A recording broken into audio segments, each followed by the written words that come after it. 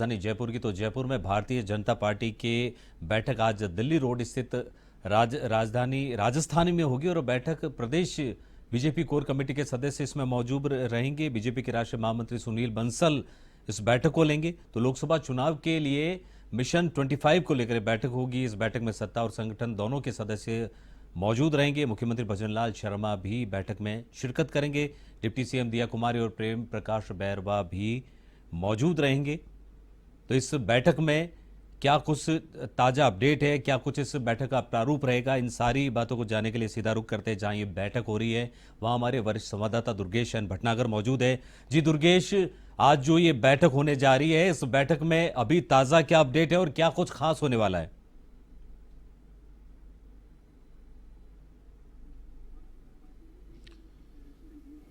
देखिए विक्रम, बहुत इंपॉर्टेंट बैठक है। लोकसभा चुनाव की कार्य योजना को लेकर यह बैठक है।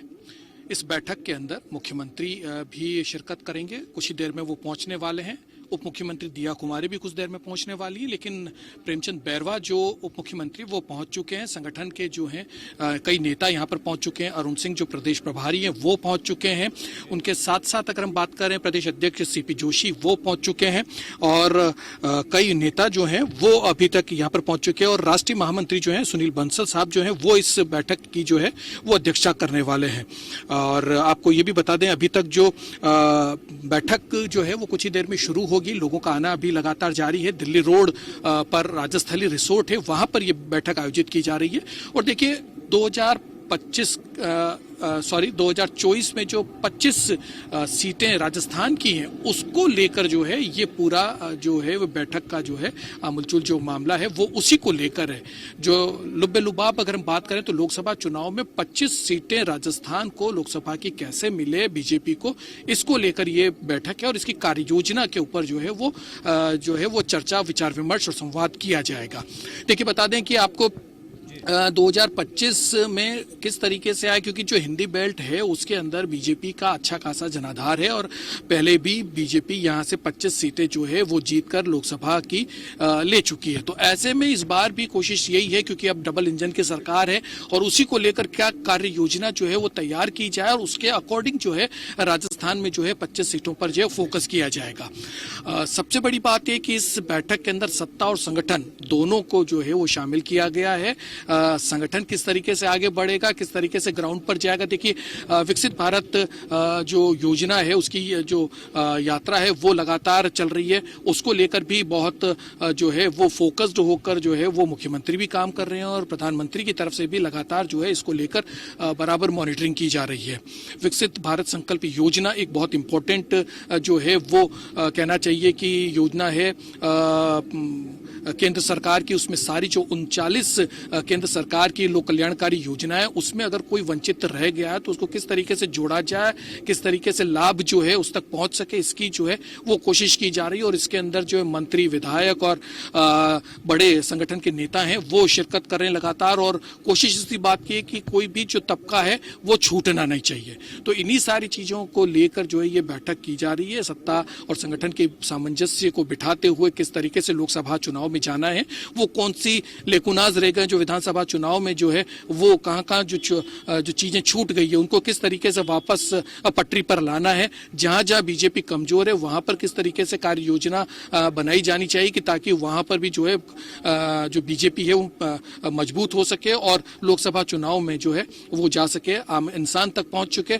और जो सबसे बड़ी बात है 22 जनवरी को जो प्राण प्रतिष्ठा राम मंदिर की होने वाली है वो बहुत बड़ा इंपॉर्टेंट मामला है। उसको लेकर भी किस तरीके से जो है कार्य योजना चले कि राजस्थान के ज्यादा से ज्यादा लोग जो हैं वो रामलला के दर्शन कर सकें। उसको लेकर 25 जनवरी से लेकर 25 मार्च तक की एक योजना जो है वो लेकर संगठन की तरफ से लाई जाने वाली है। उसके तहत लोगों को यहाँ से रामलला के दर्शन करा के वापस लाया जाएगा। उनका जो है सारा खर्चा पानी वो सारा सब कुछ जो है वो संगठन उठाने की जो बात है वो सामने। कल एक और बड़ी बैठक होने वाली है, वो प्रदेश अध्यक्ष सीपी जोशी की अध्यक्षता में होने वाली है। सभी मोर्चे और सारे विभाग जो हैं उनके जो है वो लोग प्रतिनिधि और उनके जो अध्यक्ष हैं वो रहने वाले, क्योंकि जो आज की जो बैठक का जो लुबेलुबाब जो भी सारी जो योजनाओं को लेकर और जिस तरीके से कार्य योजना जो बनाई जाने वाली है उसको लेकर जो है कल किस तरीके से संगठन के तौर पर उसको आगे बढ़ाना है, किस तरीके से आगे लेके जाना है और ग्राउंड पर किस तरीके से काम करना है, किसको क्या जिम्मेदारी देनी है,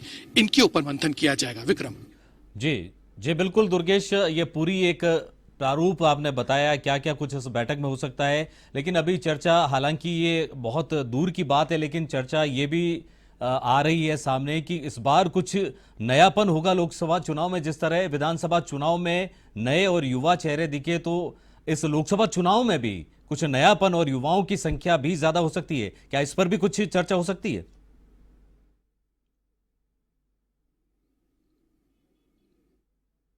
बिल्कुल विक्रम, आप बिल्कुल ठीक कह रहे हैं, क्योंकि सेकंड लाइन प्रधानमंत्री लगातार चाह रहे हैं कि सेकंड लाइन जो है वो तय की जाए। जो कद्दावर नेता हैं, जो परंपरागत रूप से लगातार चुनाव लड़ते आ रहे हैं, और जो अगर जिस तरीके से सारा लुबे-लुबाब ये काम चल रहा है विक्रम, तो हम आपको बता दें कि बीजेपी की कोशिश ये भी है संगठनात्मक तौर पर जो 2 बार चुनाव जीत चुका है उसको जो है अब आगे टिकट नहीं दिया जाएगा, और 70 साल से ऊपर के व्यक्ति को जो है टिकट नहीं दिया जाएगा। इन सब चीजों पर देखा जाएगा। देखिए ग्राउंड पर किस तरीके के काम हुए हैं, उसकी पकड़ कितनी है, जिताऊ कैंडिडेट है या नहीं है, ये तो बहुत इंपॉर्टेंट है ही मामले, लेकिन इसके साथ साथ ये भी है कि नई खेप को कैसे आगे लाया जाए।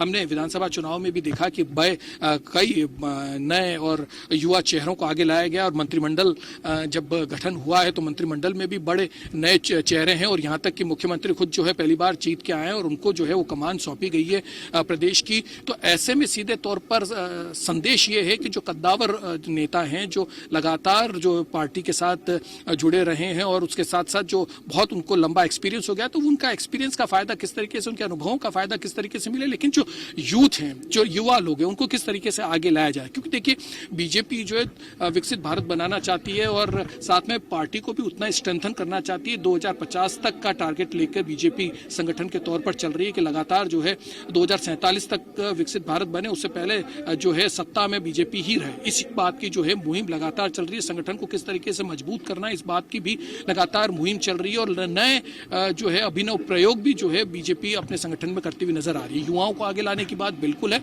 तो ऐसे में सीधे तौर पर जो आने वाला जो लोकसभा का चुनाव है उसके अंदर नए चेहरे देखने को मिलेंगे, और कई तरीके के चौंकाने वाले मामले भी सामने होंगे। जो ग्राउंड पे काम कर रहा है, जो धरती पे काम कर रहा है, पार्टी के लिए लगातार जो कर रहा है, उस लोगों को भी आगे बढ़ाया जाएगा। क्योंकि हमने ये विधानसभा में भी देखा और लोकसभा में भी इसी तरीके की, देखिए गुजरात मॉडल को भी यहाँ पर देखा जा सकता है, क्योंकि गुजरात में भी 80% जो चेहरे हैं वो बदल दिए गए थे, और ऐसा ही जो है वो अब अभिनव प्रयोग जो है लोकसभा में भी किया जा सकता है।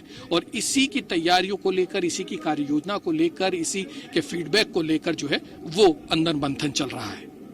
विक्रम जी दुर्गेश, इस तमाम जानकारी के लिए आपका बहुत बहुत धन्यवाद।